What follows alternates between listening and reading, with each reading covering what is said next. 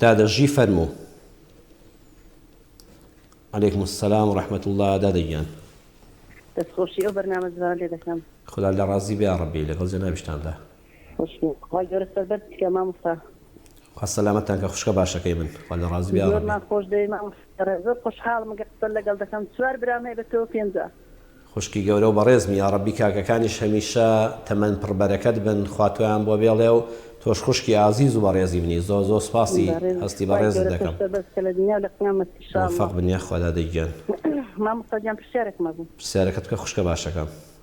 بەڵێ مامۆستا وڵای پرسیارەکەم ئەوەیە حەزم زۆر لە عەمرەیە بەس پیاوەکەم کارێک دەکات سوێندی لەسەر دەخوا دەڵێم وەرە با پێکەوتم دڵم تا ئەو کارێک بکەم ناتوانم چمە حەزێ حەمرێ بڵێ.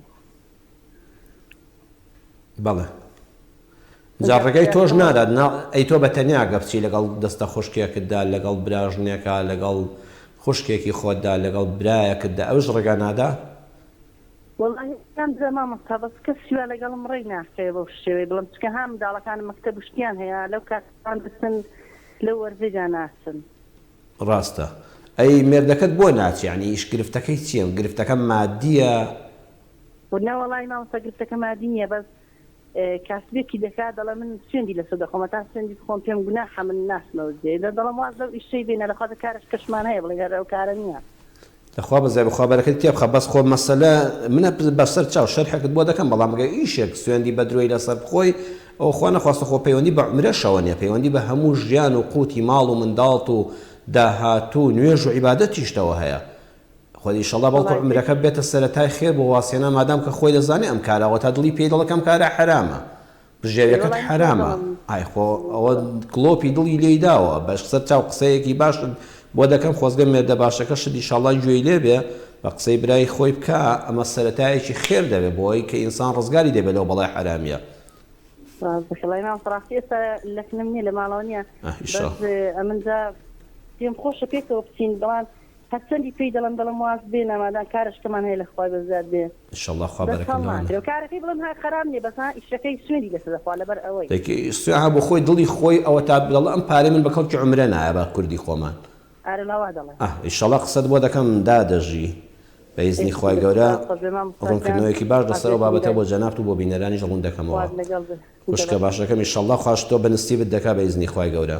پەیوەندی یەکەممان دادەژی فەرمووی حەزم لە عومرەیە پێشی خۆشە لەگەڵ هاوسەرما بچن بەڕاستی ژنومێر لەگەڵ یەکا بچن بۆ عومرە بۆ حەج بەڕاستی ئەوە جێگەی خۆیەتی بەڵام کاتێ مێردەکەت دەڵێ هەتا ئەو ئیشە بکەم کە سوێندی تێدا دەخۆم ئەوە خۆی نیشانەی حرامێتە. الإثم ما حاك في صدرك وكرهت أن يطلع عليه الناس. پیغمبر صلى الله عليه وسلم دفتما استفتي قلبك پرس بدلی خود کر پاور که پرس هیچ ملائکی ناوێت. ئێستا ئەو مێردە باشەی تۆ الحەمدلە گڵۆپی ئیمانی ئیش دەکا گڵۆپی ویژدانی ئیش دەکا ئیشارەتە سوورەکەی لێداوە هەر خۆی ئەوەندە بۆ پارەی کە دەستی دەکەوێت لە ڕێگەی سوێند خواردنی نامەشروع و ناڕەواوە خۆی دەڵێ وەڵڵاهی خۆ ئایگیان ئەم پارە پیسەی من بە کەڵکی ئەم ڕێبازە مبارەکە نایە ئەم سەفەرە پیرۆزە نایە. بەڵام خۆ بەڕێزان پارە هەر شەر نییە بۆ عومرە دەبێ پاک بێ.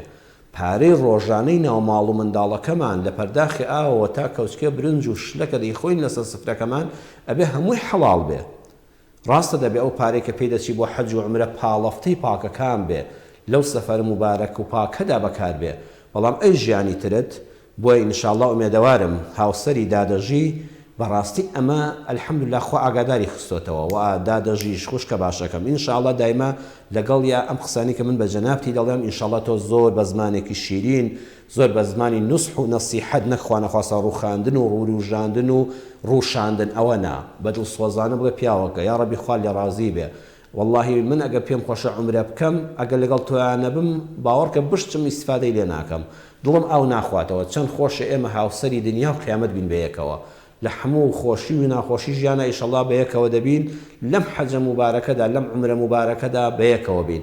بەڵام ئێستا خوا ڕەحمی بە ئێمە کردووە من پارویەک نان کەمتر دەخۆم دڵنیا دەم هاوکارت دەبم لە مەسرفی کەمی ماڵەکە دەکەین زۆرێک لە خۆمان دەگرینەوە بەڵام پارەیەک کە دڵت ئەوە تا ڕێگەت پێ نادا عومرەیەکی پێ بکەیت کەواتە وجدان دڵ ئیمان پێمان دەڵێ ئەم پارەیە حرامە بەخۆ زۆریش کۆبکەینەوە ئیسفادەی لێ ناکەین بۆیە با بڕیار بدەین ناوی خوای لێ بێنە ئێمە بە پیشەکەی ترمان ئینشاءڵڵا دەژین کەمێک بەرەکەتی تێدا بێ زۆر زۆر باشترە بۆ هەمومان لە زۆرێکی زۆر کە بە سوێندی بەدرۆ شەو بینەوە ماڵەوە مرتاح نەبین لە ڕوومان نایە ئەوە تا ئێمە لە ڕوومان نایە بە پارەیەکی ئەوە سەفەرێکی ماڵی خوا بکەین ئەی خوا پەناماندا چۆن لە ڕوومان دێ بچینەوە حزوری خوا کە پێغەمبەر صلی الله عليه وسلم دەفەرمێت لە ڕۆژی قیامەتە هەموو شتێک پرسیارێکی لەسەرە ماڵ نەبێ ماڵ دوو پرسیاری لەسەرە من ئەین اکتسبه وفیما أنفقه چۆنت پەیدا کرد و چۆنیشت سەرف کرد دوو پرسیارە ئەی خوای ئێمە لەوێر چۆم ڕوومان بێ بڵێم خوای ئەم پارەم بە سوێندی بەدرۆ پەیدا کرد کەواتە بە ئێستا وازی لێبێنین ئەم سەفەری عومرەیە دەبێتە خێرێکی گەورە واللهی دڵنیاش بە خوا ئەو پیشەی ترتان ئەگەر کەمیش بێ خوا بەرەکەتێکی وای تێدەخا هێندەتان لە نەخۆشی و ناخۆشی و بەڵای لابەلا و کاری لابەرا دوور دەخاتەوە واللهی بە ژیانێکی زۆر سەربەرزانە دەژین ئینشاءڵڵا دادەژی تۆ بە ئیزنی خوا بە زمانی شیرین قەنەعەت بە هاوسەرت بکە یا ڕەبی خوا کاریشتان بۆ ئاساکە بەیەکەوە هەردوولاتان بە خزمەت ئەو ماڵە پیرۆزەی پەروەردگار و زیارەتی دیداری ڕەسوول الله صلی الله عليه وسلم شاد بن و ئینشاءڵڵا کە چوشن دوعای خێرمان بۆ بکەن